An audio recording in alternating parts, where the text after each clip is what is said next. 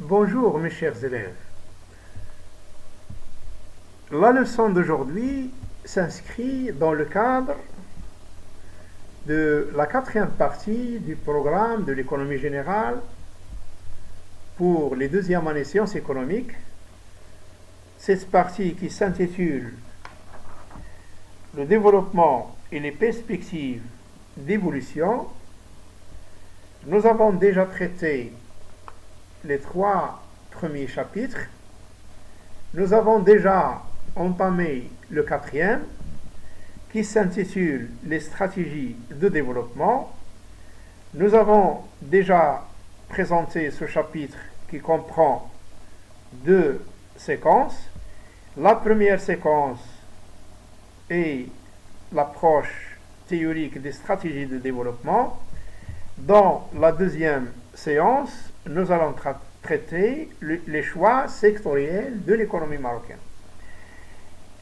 Nous avons déjà traité dans la première séquence intitulée Approche théorique des stratégies de développement. Nous avons déjà vu la réforme agraire. Aujourd'hui, nous allons traiter la révolution verte. On rappelle d'abord que les stratégies de développement peuvent être soit des stratégies de développement agricole, soit des stratégies de développement industriel. Les stratégies de développement agricole comprennent la réforme agraire ou la révolution verte. Nous avons déjà traité la réforme agraire. Dans cette prestation d'aujourd'hui, nous allons traiter la révolution verte. Qu'est-ce qu'on entend par révolution verte? La révolution verte représente un modèle de production agricole qui met en œuvre un package, c'est-à-dire un paquet technologique, dans le but de combler le retard en matière de productivité agricole. La révolution verte, c'est en quelque sorte une combinaison des semences sélectionnées, des produits phytosanitaires, des engrais, des moyens d'irrigation très importants, du matériel, dans le but d'augmenter la production, mais quand la production augmente au-delà d'un certain seuil, on aura besoin des marchés pour écouler cette production. Quels sont les objectifs de la révolution verte? Grosso modo, la révolution verte s'assigne comme objectif une augmentation des rendements agricoles. Deuxième objectif, l'augmentation de la production agricole pour assurer l'autosuffisance et la sécurité alimentaire et par la suite une augmentation des revenus des agriculteurs et enfin, lorsqu'il y a un surplus de production, il peut être destiné à l'exportation. Les moyens généralement mis en œuvre pour réaliser les objectifs de la révolution verte s'articule fondamentalement sur le soutien de l'État aux agriculteurs. D'abord, un soutien financier pour l'acquisition des moyens de production, les machines, le matériel, les engrais, les produits phytosanitaires, etc. Un soutien de l'État pour la recherche agronomique sur les VHR, c'est-à-dire les variétés à haut rendement de riz et de blé, etc. Et enfin, la motivation des agriculteurs pour les orienter vers la production du blé, du riz, etc. Quels sont les avantages de la révolution verte? D'abord, l'amélioration de la situation alimentaire dans le pays, puisque la révolution verte a été conçue dans les pays à forte croissance démographique.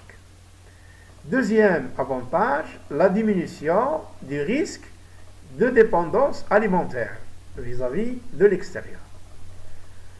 Enfin, la réalisation d'excédents de produits agricoles susceptibles d'être exportés et donc aboutir à une amélioration des soldes commerciaux et des réserves de change. Toutefois, plusieurs facteurs ont limité l'extension de la révolution verte. Ces limites peuvent être classées selon le schéma suivant. Il y a d'abord des limites techniques, des limites géographiques, des limites sociales, des limites écologiques et enfin des limites économiques. Quelles sont les limites techniques de la révolution verte? Les cultures des variétés à haut rendement exigent des soins attentifs et des quantités massives d'engrais et de pesticides, car elles sont sensibles aux conditions climatiques. Les limites géographiques, ensuite, la révolution verte a été peu extensible à l'ensemble des espaces géographiques. Les expériences mises en place dans les pays asiatiques en particulier sont restées limitées aux régions pluvieuses et à pluviométrie constante.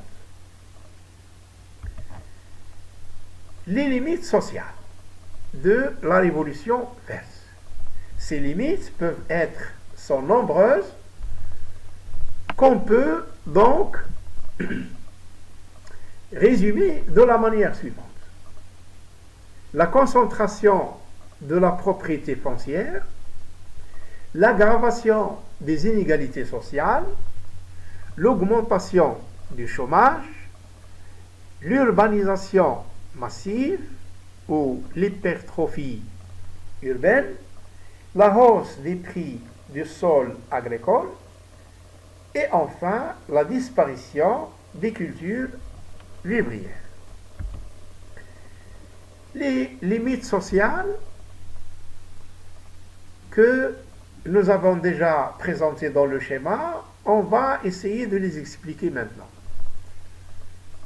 Les petits paysans qui n'ont pas les moyens de financement et le savoir-faire nécessaire ont été enclins à céder leurs terres au profit des plus riches.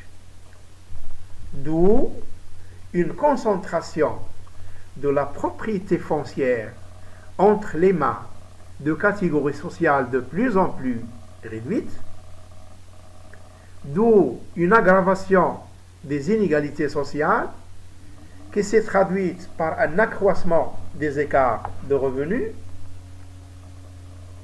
une augmentation donc du chômage, une hypertrophie de l'urbanisation due à l'exode rural, la hausse des prix du sol agricole qui a entraîné une augmentation de la rente foncière, ce qui a exclu de la production tous les non-propriétaires terriens, et enfin la disparition peu à peu des cultures vivrières, source de revenus et de subsistance des paysans pauvres.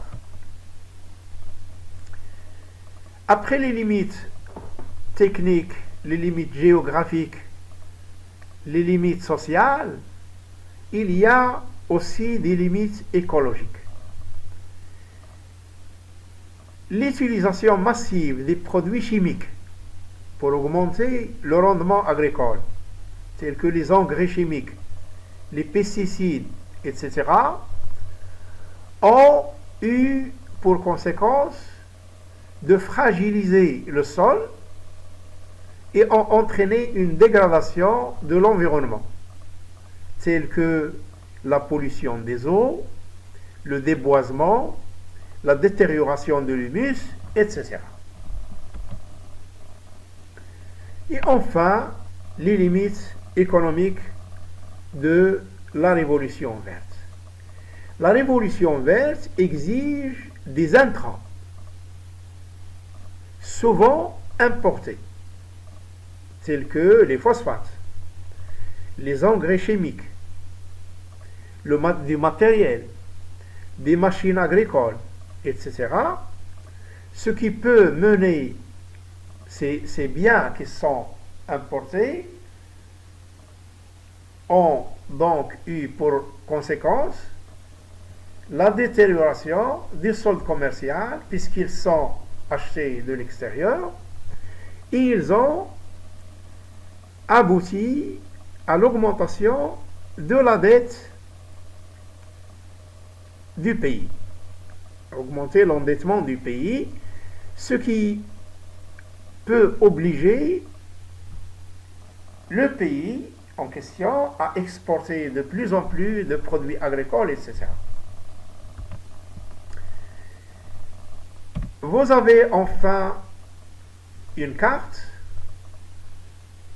qui représente, ou un croquis qui représente la révolution verte en Inde et que je vais vous laisser le soin pour le lire attentivement. Je vous remercie pour votre attention. Les leçons suivantes vont porter sur, dans le cadre de la politique ou dans le cadre de la stratégie de développement agricole, seront axées sur les choix de l'économie marocaine en matière de stratégie de développement agricole, à savoir le plan mis en œuvre par l'État marocain et qui s'intitule le plan Maroc vert. Je vous remercie encore une fois et à la prochaine séance.